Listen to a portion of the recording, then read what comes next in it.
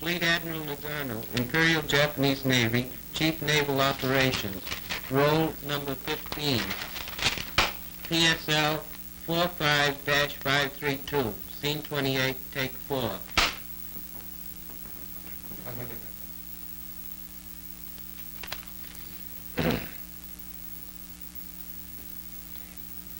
The Japanese Navy suffered its first serious losses at the Battle of Midway in 1942 and later in the continuing struggle in the summer. In June of the next year, 1944,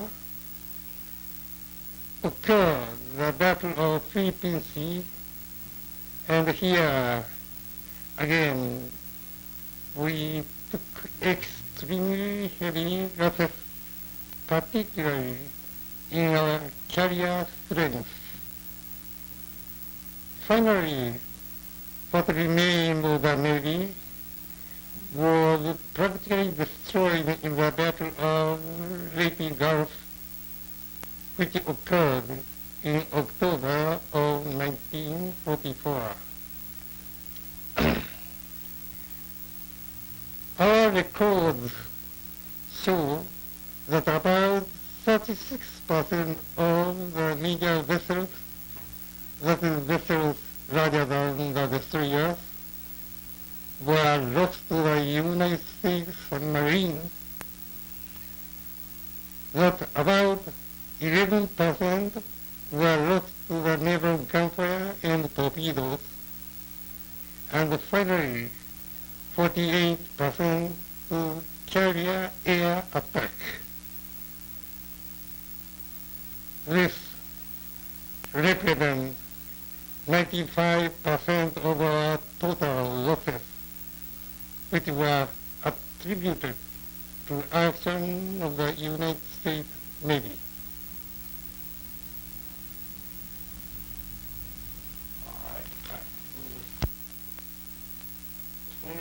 PSL 45-532, Scene 29, Take 1.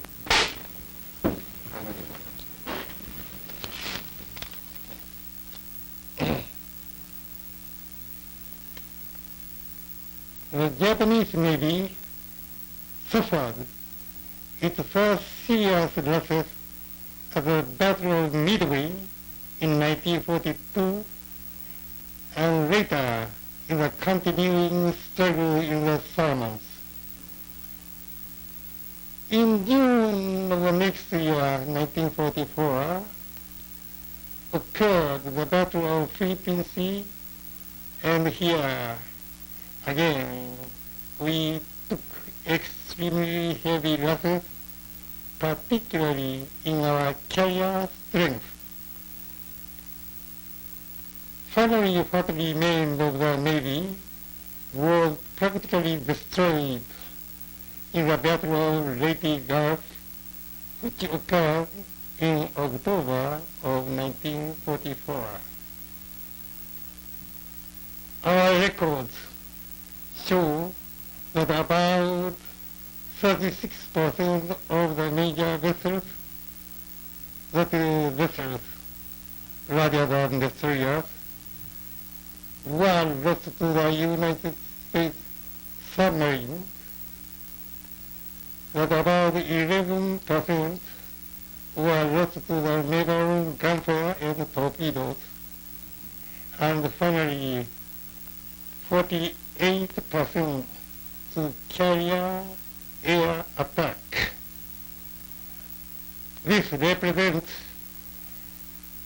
95% of our total losses, which were attributed to action of the United States Navy.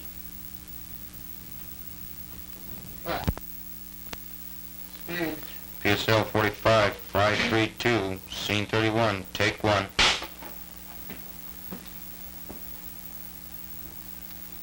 Japan has long been a maritime nation, with its life depending on shipping even in the time of peace.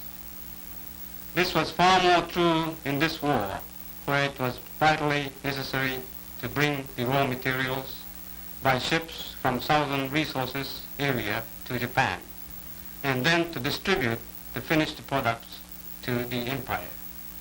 The United States submarines started at the very beginning to sink our ships, and the rate of losses constantly increased thereafter.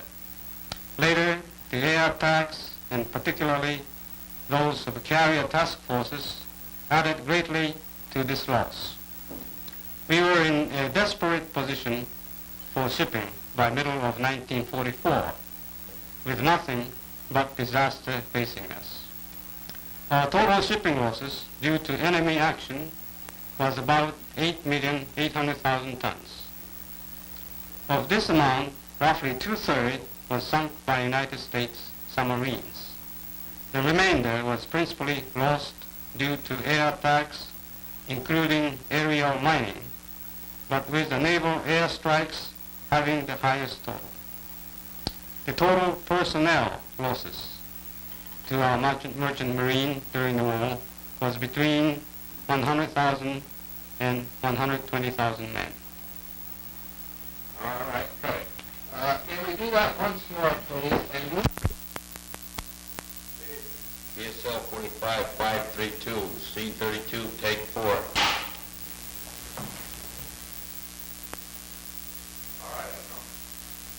From long residence in the United States, I knew the great industrial capacities of your country. Also, I studied your method of working in the last war.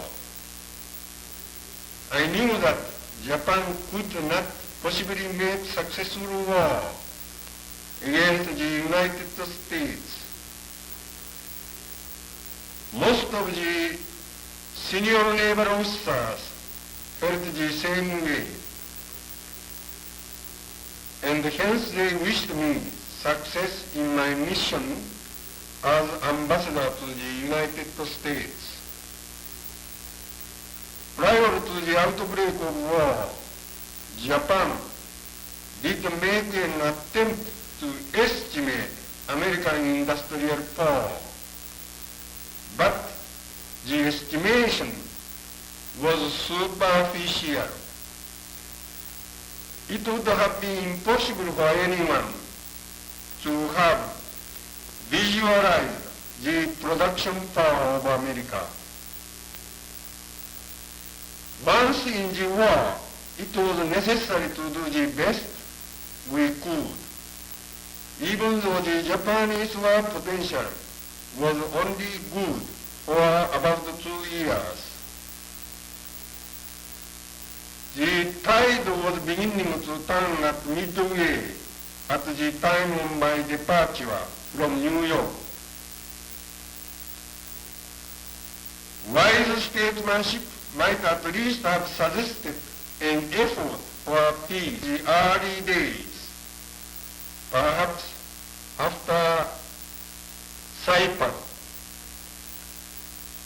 But it was the fate of my people not to be psychologically ready for such early peace moves, especially in the services.